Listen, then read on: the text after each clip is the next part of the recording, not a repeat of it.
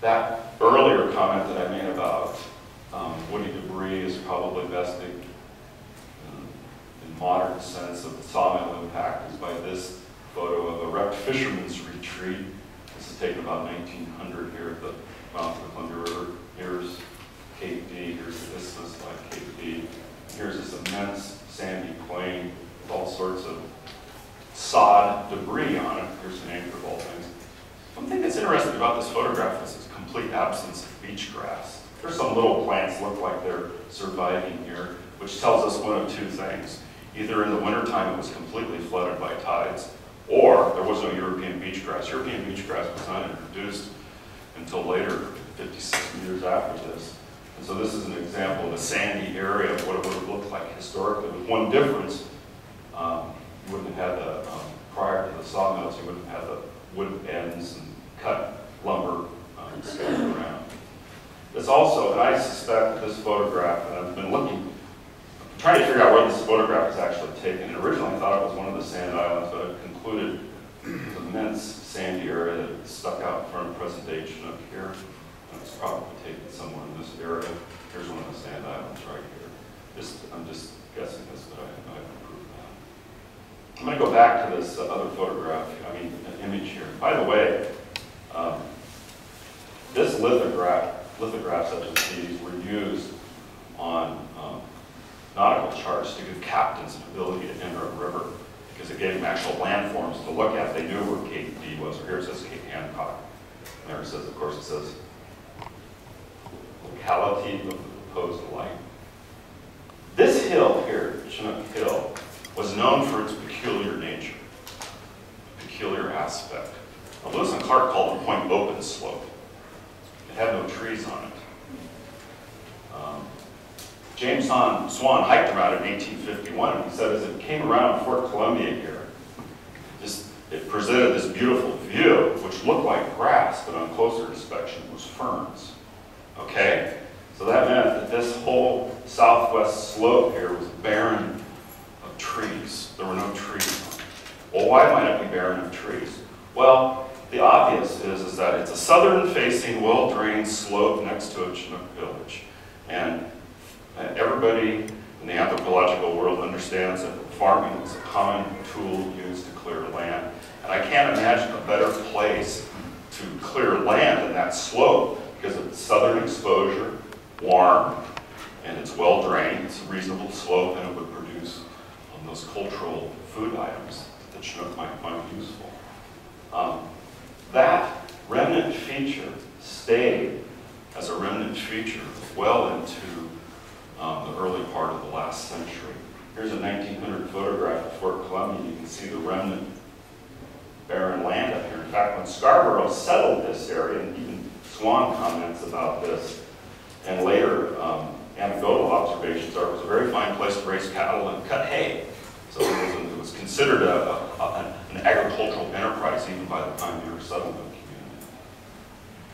One aspect also that this photo shows you is that early land development at the shore took out all the trees. When they built Fort Columbia, they radically modified the shoreline here, put the gun emplacements in. One of the other early aspects of early pioneer settlement is all the logging was done near shore.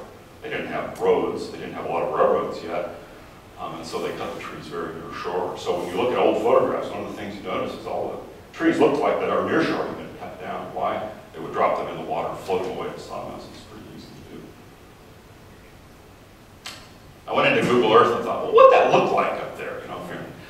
Because you can't go up there today and look, there's nothing to see, it's all gigantic trees. This is the weird thing.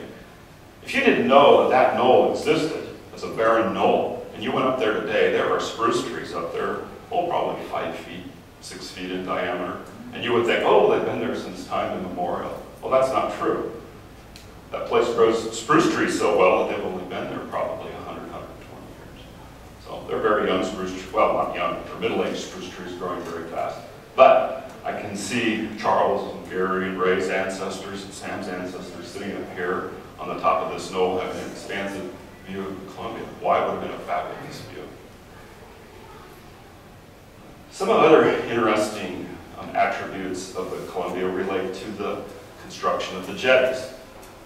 and artists. This is a Cleveland Rockwell painting done in 1896. Now in 1896, the South Jetty was still under construction. It wasn't finished until about 1903.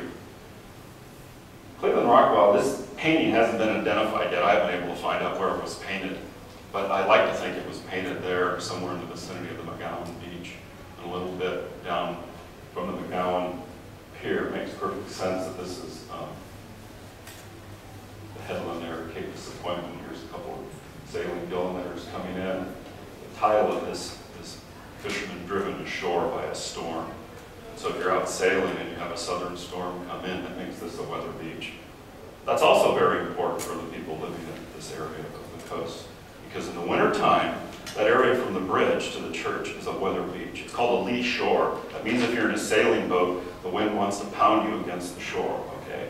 In the summertime, it becomes a windward shore, and it has a lot of protection. If you watch the sturgeon fishermen who fish out there along the highway, they love fishing closer towards the bridge than the point, because in the afternoon that northwest wind could come up and absolutely freeze you to death. And so a lot of the fishermen come around and fish on the upshore or downwind side of that point. Another aspect of the history of this area has to do with the large nature of trees. Because our landscape has changed, you have to go to other landscapes to remind yourself what this area used to look like in some areas. This is up Ellsworth Slough. This is a very large cedar tree, not, 15 miles from here. You go to certain parts of Clatsop and Pacific County, you can see spruce trees and cedar trees of enormous size. Long Island is a great place to go. Then what you have to do is take that imagery of those trees and transport them someplace else.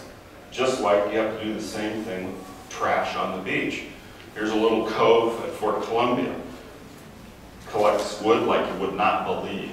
It's very reminiscent of what a lot of beaches look like 200 years ago, except for, of course, this type of cut in. Waikiki Beach collects an enormous amount of trash. Very, very reflective of what this area probably looked like 200 years ago. And of course, culturally, this was a great wood supply because it came right by and stopped right in front of your home, so to speak. So another thing you have to do is go to sites that look like this, and then transport your mind back to other coastline and coastal areas to imagine what that used to be like. Jim? Yes? Oh, thank you. And finally, we're very fortunate to have a great relationship between the Lady Washington from the Grays Harbor Seaport and the Chinooks. And here is an example of truly a reenactment that was done about 5 years ago, showing the Chinooks sitting on a piece of driftwood in a protected little cove. Here's Charles Funk standing out here on the rocky point. You probably didn't know I was taking this photograph of him. And here's the Lady Washington, ready to set sail and leave the Columbia. With that, I'm going to conclude, and I'm happy to answer any questions, but I want Charles to come up, wherever Charles is.